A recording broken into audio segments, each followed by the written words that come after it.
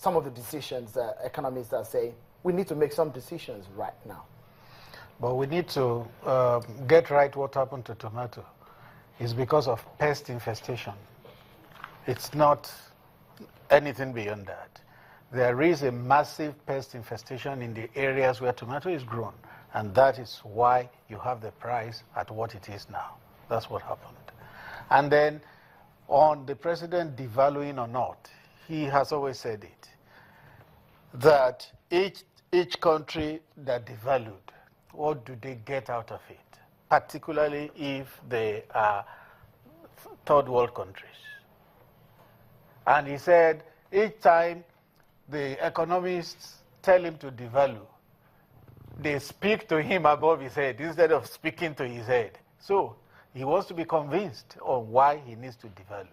I'm in between two economists, so if necessary, I will ask for protection. They're obviously I know in disagreement with I know their positions. A lot of economists because I listen to them. I know their positions. I've listened to them over and over again. But the challenge the president has thrown you is that speak to his head and not above his head. No, because time is of the essence. People are losing jobs. We keep buying tomatoes like I keep mentioning. 500 now. Tomato is pest infestation. The basket of the consumer price index went up by 13.7%. So beans went up to 25%, Oloyi and Olotu beans. The rice is 14,500. It was 10,000 during Christmas. You talk about pepper and all of this. So it's a basket. Tomato is just one out extreme. of the issue, And because tomatoes is even elastic in the sense that you can use tomato paste as a semi-substitute. But some of these products have no substitutes. Beans, you cannot make akara or moi moi without beans. So beans is more inelastic, and you've seen the price move in that direction. You do agree with the issue of devaluation? No, I'm not talking about, you see, the adoption of a flexible exchange rate policy. We're not talking about devaluation. Even if you devalue and you have a rigid exchange rate, you will not be able to bring it back up when things appreciate. You see, the thing about the value of a currency is to understand whether your currency weakness is as a result of something temporary or it is much more structural. This currency is misaligned. Your oil revenues are down, your foreign direct inflows are down, your trade credits has evaporated. So what is this point of, nobody needs to be convinced about it. It is a reality. Let me quickly bring in, the Minister of Information said we are broke. What is the meaning of being broke in foreign currency terms? It means that you cannot meet your obligation. Right. Of your naira is exactly what it was when you were by saying that you are broke in fiscal or external revenue terms, it means that you got to make an adjustment. What adjustment do you have to make? I mean, it's as simple as that.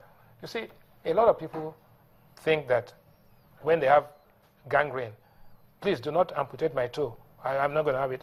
Then it becomes the ankle. Then it becomes the knee. Eventually, they succumb. Niger Delta Avengers or MEND and all of that brought production down. Oil price came down. Foreign direct investment came down. So now we say, okay, most reluctantly, we are going to adopt a flexible exchange rate policy. And then what are we trying to do? Have what we call a critical transaction window, which will be abused and be a source of fraud. So this country has to shout out that we should have only one exchange rate. One exchange rate. If not, it's the same people who have abused and corrupted this country will continue again. All right. Let me quickly, Ronke, let me start with you. Go ahead with your intervention. Okay. For me, well, we're here today analyzing the 365 days of President Buhari in office. One thing I would like to bring out is that between now and the next 365 days, we need an economic team that will focus specifically on the economic and employment ratio for the next 365 days. They should not sleep. It's possible they should not go home. Whatever the president can do, because I am out there. I'm out there. In every household in Nigeria today, you have at least one or two unemployed persons. Before we talk about the unemployed. And now when you're talking about the economy is not really about President Buhari or President Jonathan or whoever is coming in after them.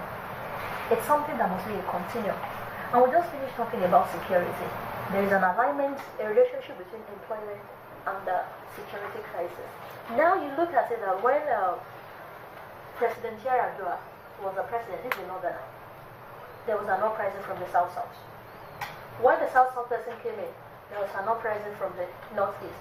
Now a northerner came in, there is an uprising from the southeast. Everything is as a result of unemployment. Because when people are not engaged, the next thing they want to subscribe to is crime.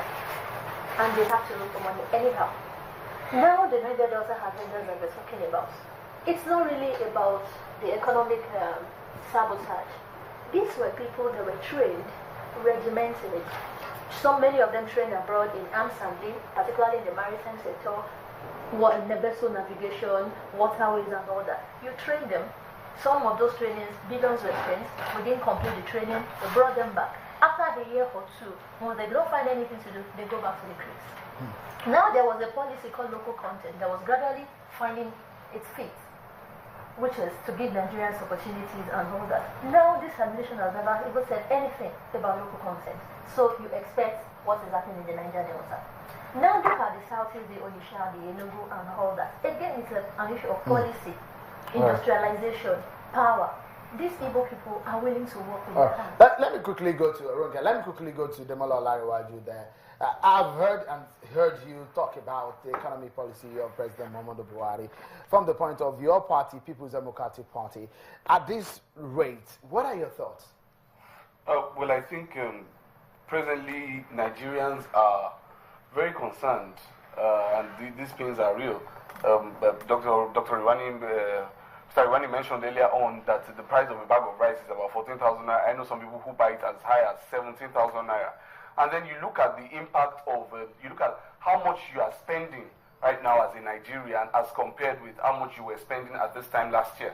To fill your tank is now more expensive, and that's what matters. Some people, you can't make all the arguments and say, oh, this was justified. As a matter of fact, for some of us, we do not even understand what happened with the fuel price. Was it a fuel price hike increase based on the fact that Nigeria is broke, as the Minister of Information said, or was it a reaction to the forex situation, as the Vice President said, or was it a liberalization of the market, as Minister of State of Petroleum said, or was it basically a fuel price hike? Now, which may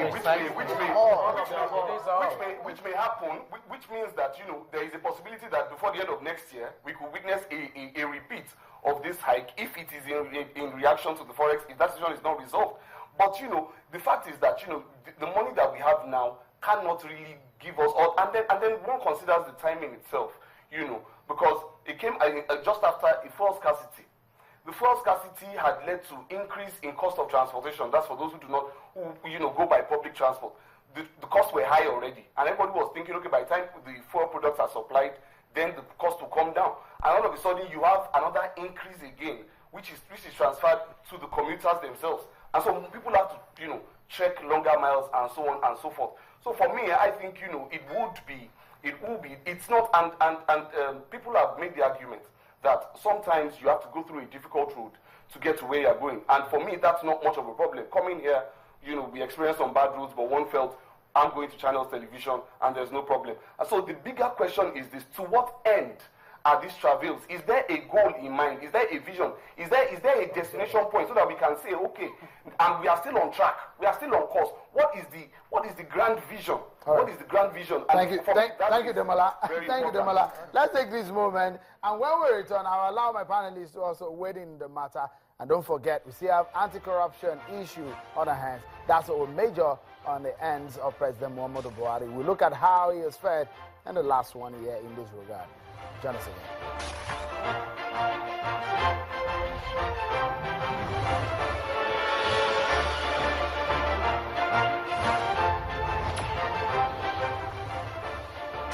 President Buhari came on stage before, and it was noticed very strongly in his war against indiscipline.